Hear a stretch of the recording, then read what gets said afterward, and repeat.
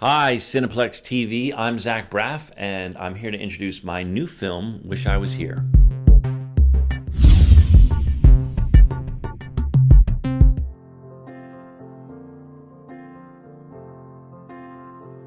Wish I Was Here is about my character named Aiden and his wife, Kate Hudson. They have two young children. And it's about them trying to figure out how to be good parents in 2014. My character has a sick father, and they have two young kids that can no longer go to a private school that they were going to. And so it's about how a family comes together around a crisis and rallies around each other. And it's funny, and it can be dramatic, and it has some surreal elements, and it's a little bit of everything. It's in the spirit of Scrubs and Garden State.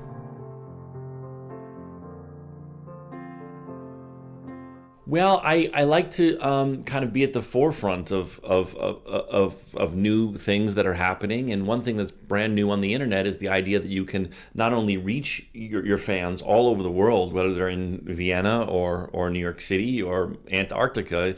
The internet allows you to really find all your fans and target them wherever they are. And so the next logical thing with this project, because it was a little bit out of the box and was different, I couldn't really find traditional financing for it. So the idea came up to do a crowdfunding campaign to make it. I would put in my own money, and then fans, if they were interested, could buy a t-shirt, or they could buy the DVD, or they could buy a poster, or they could buy a ticket to an early screening with a Q&A with me. And then that money, along with my own money, would pay for the movie. And so the content would be funded by and then for the fan base. So that was the sort of out of the box idea, and we weren't sure that it would work at all. It was kind of a risky thing to try, but it worked, and we have a great movie, and it's been a really fun experience.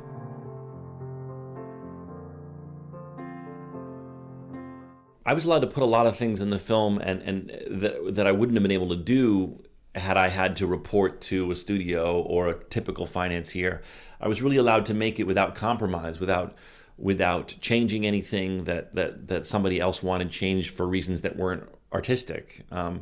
You know, like all art, it's always a battle between art and commerce, and what the artist wants versus what the corporation or the financiers funding it want in all art.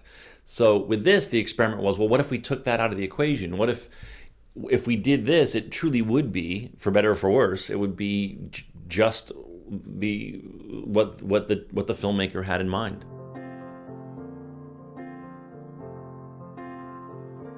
A swear jar is something that some parents and teachers in the United States do to make their family or their kids stop cursing. So they make an agreement with the kids, saying every time you curse, you got to put $1 in the jar, or if it's a bad curse, maybe $5. And the parents do it too. So it's kind of a way to stop the parents and the kids from cursing. But the joke in this movie is that my character has such a bad mouth that the swear jar is packed filled with money. There's no more room in the swear jar for any more money. And as my character goes on his journey to become a more responsible father, he starts using the money from the swear jar to fund some of these fun adventures that he takes his kids on.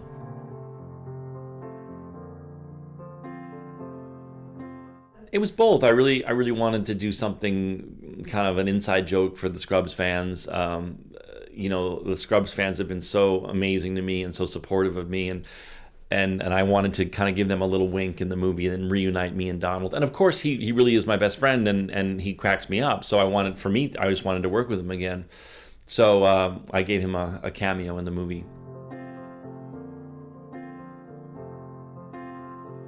I think Kate Hudson's performance is just unbelievable. I mean, everyone knows Kate is more than not in romantic comedies because she's so pretty and very funny, and she does those sort of movies. But I remembered her from Cameron Crowe's film Almost Famous, and I just was so blown away by her performance in that movie. So I really wanted to get back to that. I really wanted her to be very raw, as little makeup as possible, her natural hair, just really real and sort of stripped down. and I think her performance was just so powerful, and she shows again what a good actress she is. Yes, I work with my editor, Myron Kirstein, on the soundtrack. We build like a massive playlist of hundreds of songs, and then we edit them. As we're editing, we try different songs in different places, and it's trial and error. We just we keep trying something until we get a response. We'll get like goosebumps. We have an inside joke where we'll like point to our arm, and you'll see the hairs standing up, and be like, "Well, I guess that's a good candidate." It's a lot of work because we have to sift through a zillion ideas, but little by little, we find the right songs.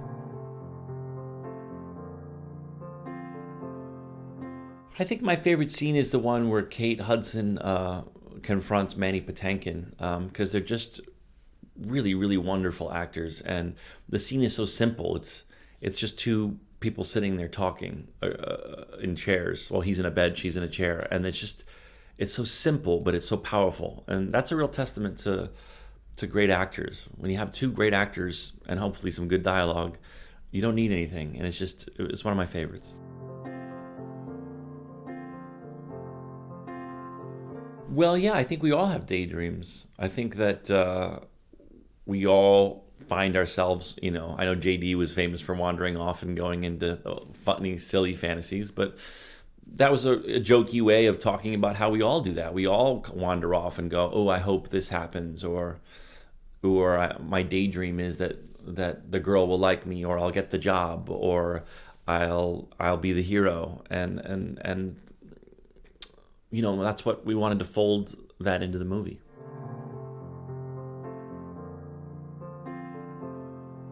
I think there's a few messages, but it's really about the love of family and the importance of family, and how when all else fails, it's really all about you and your family, and a family rallying around each other with love. Whereas Garden State was maybe more about someone's first romantic love, falling in love for the first time.